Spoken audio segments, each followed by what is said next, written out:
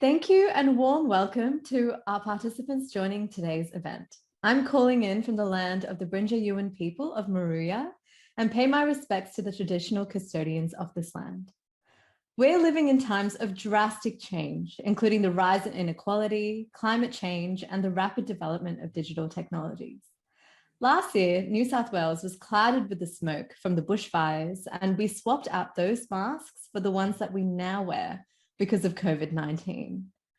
There is significant demand to solve for these problems that youth are disproportionately affected by, and youth have continued to remain on the forefront as seen through the climate protest movement pre-COVID and the rise of artistic activism and the memes that we see today.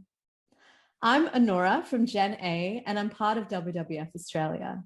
I lead Impactio, a WWF-owned venture that enables global collaboration to accelerate innovation for the UN Sustainable Development Goals. Today, I have the absolute pleasure of sitting down with two senior MPs from both sides of politics to understand the ways in which major Australian parties are engaging youth at the senior policy and decision-making level. We are honoured to be joined today by the Honourable Amanda Rishworth MP, Federal Member for Kingston and the Shadow Minister for Youth. Thank you so much for joining us, Amanda. Well, it's so great to be with you, and just like to congratulate everyone for making this initiative possible. Fantastic. Thanks so much for that, Amanda. So to kick off, we are living in a time of significant global shift. What is your party's take on why young people should be engaged in the policy-making process, including reimagining our relationships in the region? Yes, so I think we've got to really acknowledge that young people in particular have been significantly impacted by this pandemic, more so than any other age group. Whether we look at the disruption to employment, the disruption to things like education and training, these are all things that have been severely disrupted by COVID. But in addition to that, there has been a lot of other significant disruptions. Things like those milestones that young people will actually experience, whether that is birthdays, gap years, all these sorts of things have been disrupted by the pandemic. Australians, or young Australians in particular, have often ventured overseas, whether that's in a gap year or during their university years. That hasn't been able to happen in the last 18 months. So there are some significant challenges and things that will affect young people in the long term. And when I was actually looking at the issues that affect young people here in Australia, there are a lot of commonalities that are also affecting young people right across the Asia-Pacific region. And I think that's really important to acknowledge that some of the shared challenges that young people are facing are similar in some countries and are much more significant in other countries, particularly those countries where there has been traditionally more poverty and more divide in wealth. So when we look at our region has a significant, is where significantly young people are, and they've been significantly disrupted in so many ways by this pandemic. And that is why I believe our policy response, both here in Australia and across the region, must focus on young people. I see it as a real crossroads now of how we emerge from this pandemic. If we don't have a particular focus on young people, then we will see the consequences actually for decades to come. Thank you for that, Amanda. So on that vein, how can we genuinely co-design as opposed to tokenistic efforts with those disproportionately affected by policy being administered? I think that's a really important question. And I was actually talking to a range of different people about different models of engagement. But firstly, I think the first important thing is to get a structure in place in which we can discuss issues with young people. The Labor Party has traditionally had some of those structures in place through the existence of Young Labor, which is sort of the youth wing of the Labor movement, being able to have delegates on certain decision-making bodies within the Labor Party. But I think formally governments must do this also, whatever party you're in. So there's the party structures, but then there's also government structures. I think it was a real tragedy that in 2013, the Australian Youth Forum, for example, was disbanded. It was a way that young people from around the country could come and have a direct input to government. So I think working out a direct representative structure to government is really important. But there also needs to be the expertise within government through government departments to respond and to coordinate across government. That is lacking when on a federal level we have no office for youth, for example. We have no bureaucracy that can listen to the voices of young people and ensure that they are pushed through government, whether that's education, whether that's jobs. And I'll give you one example of why co-design is really important.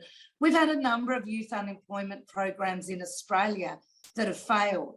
And I think they have failed because, and the PATH program is an example, primarily because it didn't meet the needs of young people. It didn't actually consult with young people about where the challenges were and what were the barriers they wanted to overcome.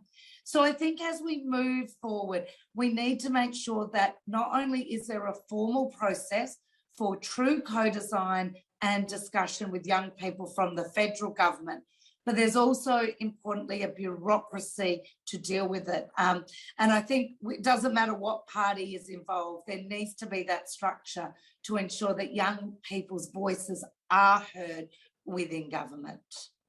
Absolutely, absolutely.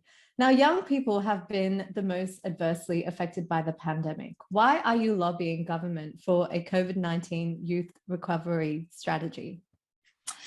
Look, I really think, as I said, is young people have been particularly impacted by the COVID-19 strategy, but it's in so many different elements. As I said, it's education's been disrupted, whether it's employment that's been disrupted, whether it's been social lives. I mean, when you talk with young people, their mental health is suffering because of isolation, of loneliness, of the feeling they've missed out on a lot of things, and they have missed out on a lot of things. And that ability, as I said, to travel, as young Australians have always been well known for travelling, for making those connections, and that has been disrupted. So I think what we really need, whether it's our health department, whether it's our education department, our employment department, they need to be all pushing in the same direction. The only way we can do that is if we tie it all together with a youth focus and youth perspective. I do think it needs, for example, measurable outcomes. So there's no point in us just saying, oh yes, our policy focuses on young people. It needs to have measurable outcomes to hold government to account. It needs to show and demonstrate how these things can work together. And I think by having a youth recovery strategy, it will put the focus squarely on the importance that young people have. I mean, talking about the impact that these types of recessions have, and this will be right across the region, as I said, that this has the potential with when a young person's employment prospects or education prospects are disrupted, then their long-term earning capacity is impacted. Their long-term trajectory over decades is impacted.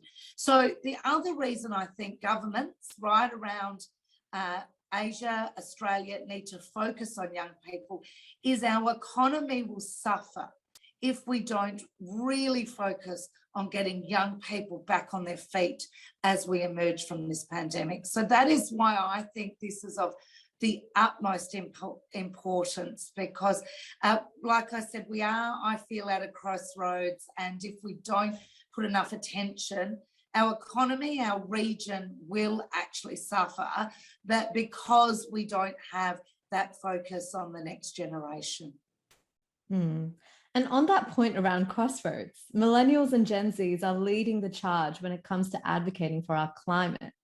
As climate change is an issue that will affect our young generations most adversely, how will you, as a senior member for the Labour Party, ensure their voices are heard and count? Well, thank you. And don't put me in the wrong party. No way.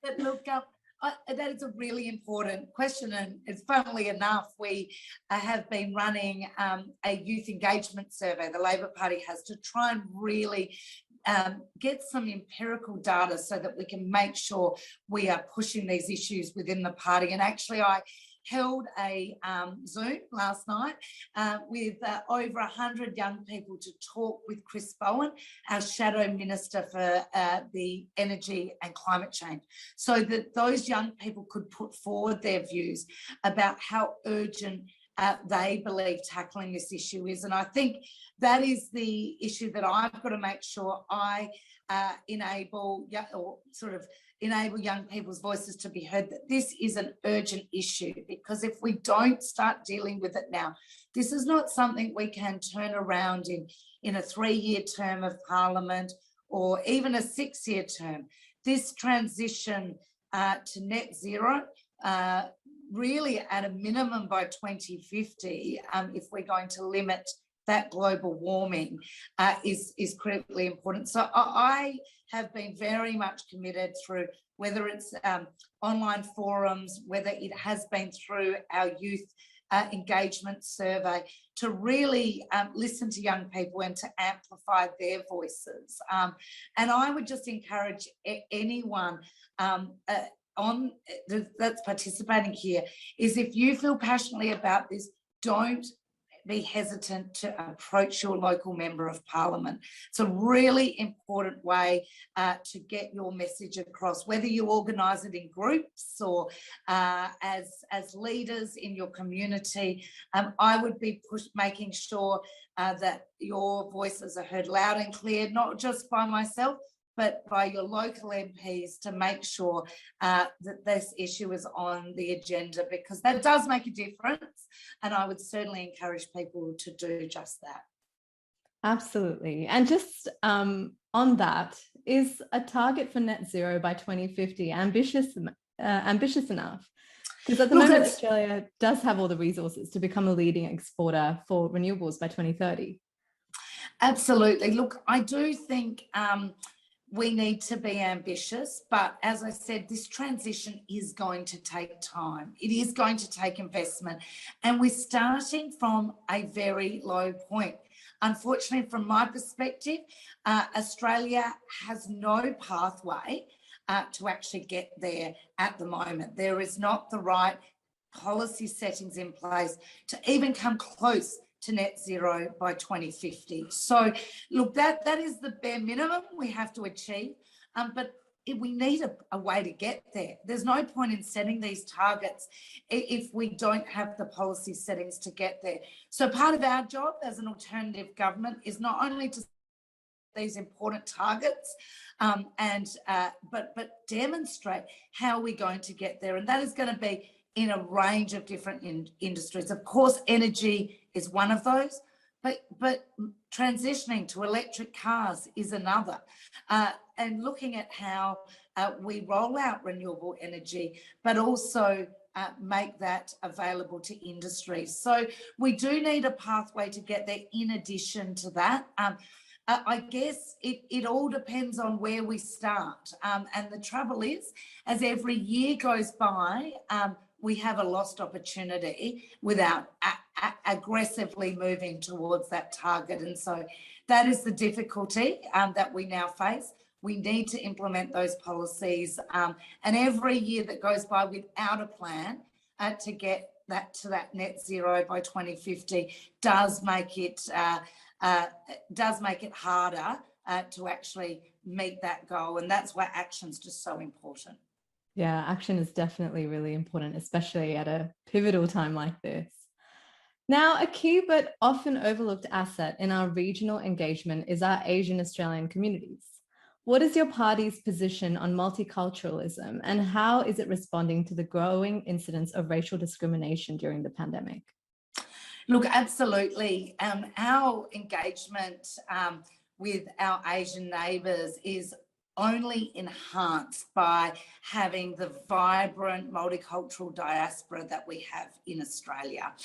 We have a wonderful multicultural community. I think in Australia that is the envy of the world, but we need to protect it. And it is a constant job, I think, of leaders such as myself to protect it. And we have seen an increase of racial vilification, especially at the beginning of this pandemic. And it broke my heart to hear stories from Australians who experienced really hateful comments and discrimination and vilification. So we need to be constantly calling it out. We need to be constantly protecting it, because if we don't, then we may well see this really vibrant and wonderful part of Australia crumbles. So in terms of what we need to do about it, I mean, unfortunately, I have felt that a lot of the last, my term in opposition has been trying to keep some of the protections that we have, particularly 18C of the Racial Discrimination Act. There was there was proposals to really water that down. That has been an important piece of legislation to really outlaw hate speech in this country and racial vilification and discrimination.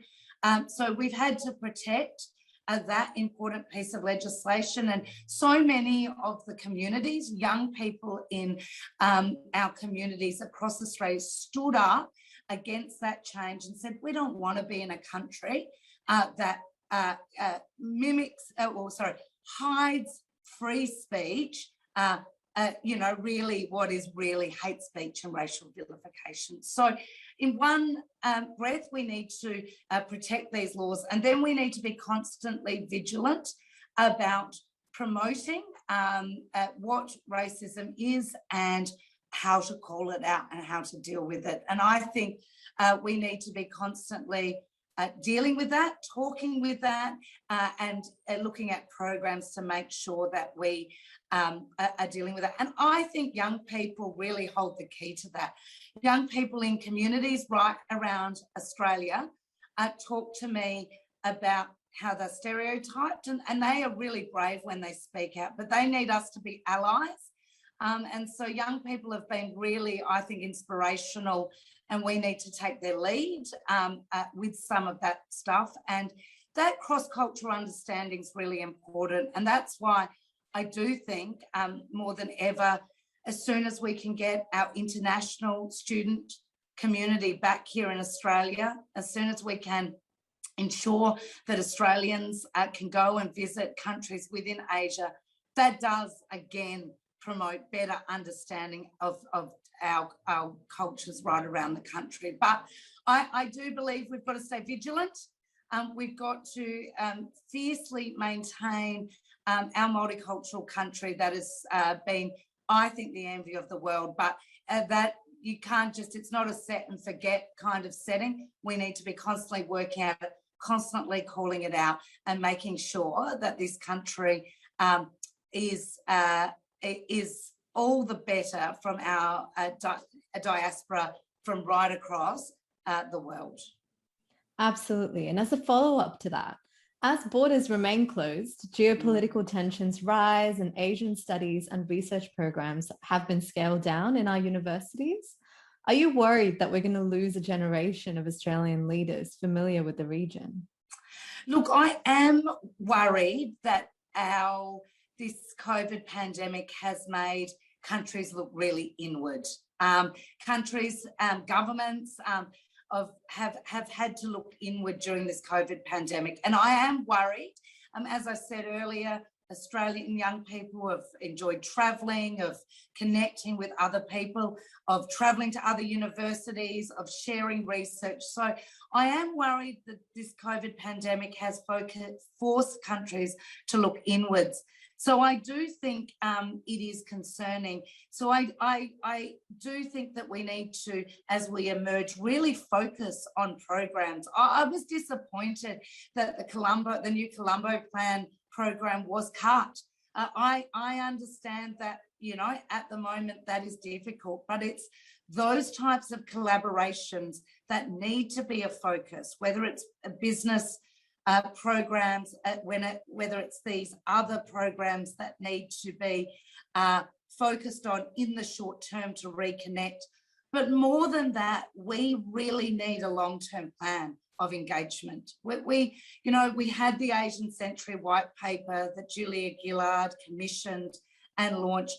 We need, with those types of long-term programs, to stay on track. And that really starts with, you know, little children, my area of early education.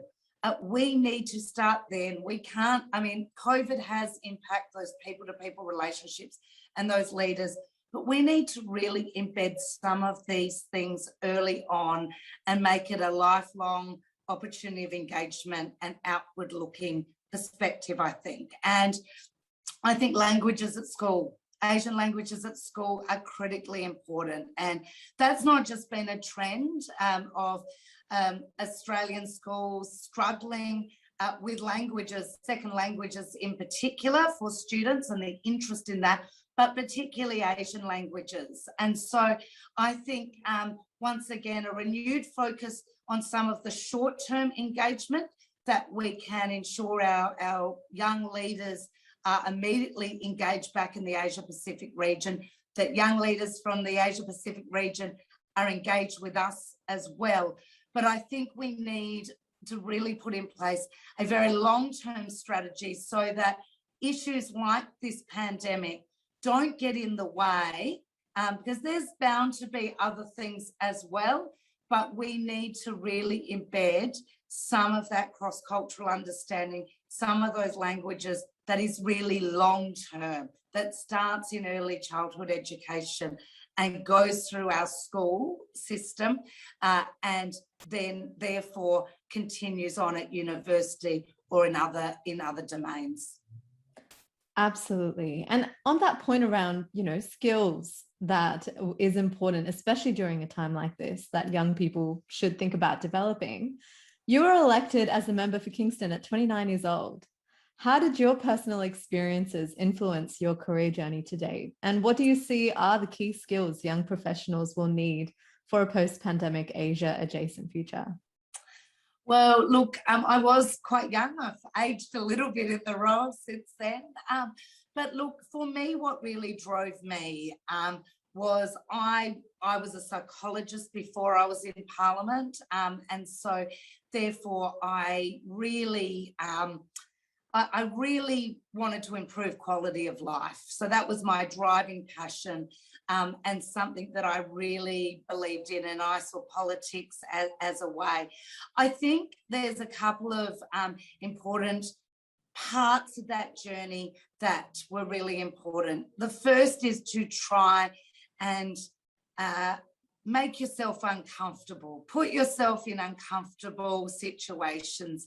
And by uncomfortable, I don't mean bad or difficult, but you only grow through being challenged. And that certainly was my experience. And I think putting yourself out of your comfort zone is so critically important and will be as we grow out of the post-pandemic world. I think opening yourself to new experiences and that is not just doing things as we've done before, because a post-COVID world is going to rely on innovation. It's going to rely on networks, and it's going to rely on information sharing.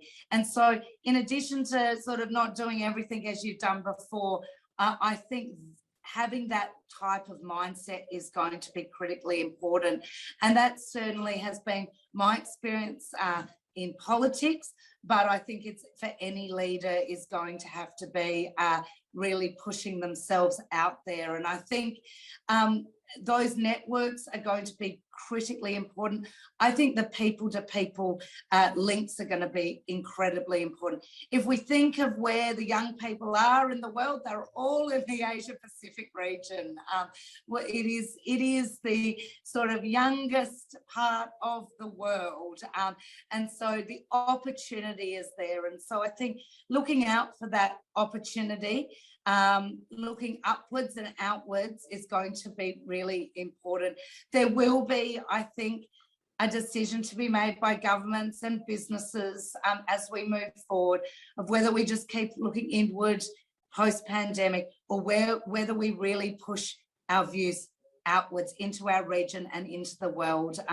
I think Australia, post-COVID pandemic, has been served incredibly well by looking outwards and upwards in a global world. I think we've been served very well with our engagement in the Asia-Pacific region. And that is where the opportunity is, I think, for business and for the future. So I would definitely encourage people to look upwards and outwards to put themselves in uncomfortable, not naturally comfortable situations. Don't rely on being comfortable. You've got to push yourself forward. And those networks are going to be incredibly important and looking for that opportunity, which does involve real engagement in the Asia-Pacific region. Absolutely. And you had mentioned countries looking inward, and that's starting to be a bit unfortunate at the moment. Given the context of the global nature of climate change, how important do you believe global collaboration is to solve some of these issues? Look, global collaboration will be critical to solving climate change, and it will be critical for Australia's diplomacy, quite frankly.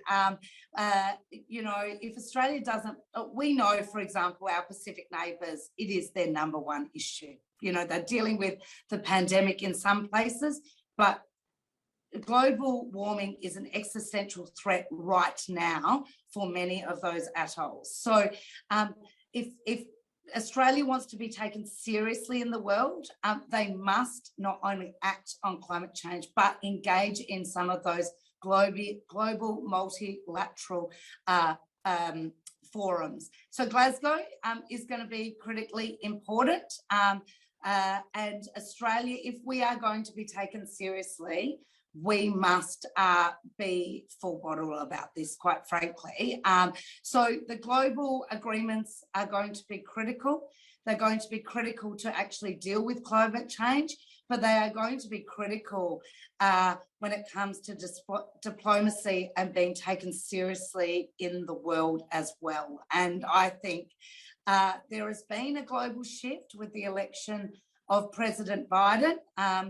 And I think that will be significant going forward. And so there is no doubt that global collaboration, multilateral agencies are still critically important, not just for climate change, but for a whole range of things.